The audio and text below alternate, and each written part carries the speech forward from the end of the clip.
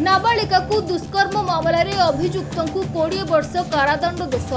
प्रेम जाल रे फसाई नाबालिका को दुष्कर्म मामला रे दोषी साब्यस्त होइथिबा अभियुक्त को सूचना जोग्य 2022 मसीहा मंगलपुर थाना अंचल 15 वर्षीय कॉलेज पढ़ुआ बालिका धर्मशाला थाना बड़साही अंचल राकेश मल्लिक सहित फेसबुक माध्यम बंधुता स्थापन होइथिला।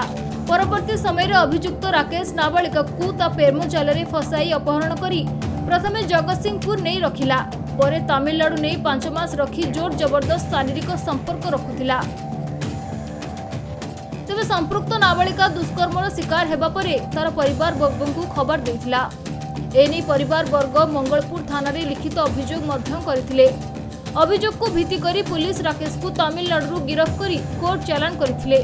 एही मामलार सुनानी करी 10 जन साक्ष्य प्रमाण को आधार करी अभियुक्त को 20 वर्ष कारादंड देश सहित 1,50,000 जोरिमाना करिसेंती अतिरिक्त जिला दौरा जज तथा स्वतंत्र पोक्सो जज अभिजीत पालाई।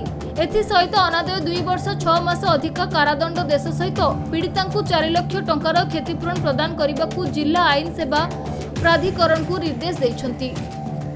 घटनार अभियोग होता 3/11/2022 रे मंगलपुर थाना अंचल पीड़िता बापा थाना रे मंगलपुर थाना रे अभियोग करथिला जे 1/11/2022 तारिख दिन झियो रात्रि कोड़े निखोज हो जाइथिला।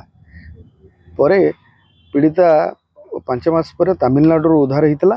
पीड़िता कोर्ट रे आसिक बयान देइथिला तार 164 स्टेटमेंट रे एवं पुलिस पाखे 161 स्टेटमेंट रे एवं कोर्ट रे मध्य साक्षी देला बेले से कहिथिला पीड़िता निज घटना बाबद रे कहिथिला जे घटना दिन ताकू घटनार पूर्वरु अभियुक्त गुना उर्फ राकेश मल्लिक धर्मशाला बड़बाड़ी साईर युवक जन सहित तार फेसबुक रे प्रथम चिन्हा परिचय होता।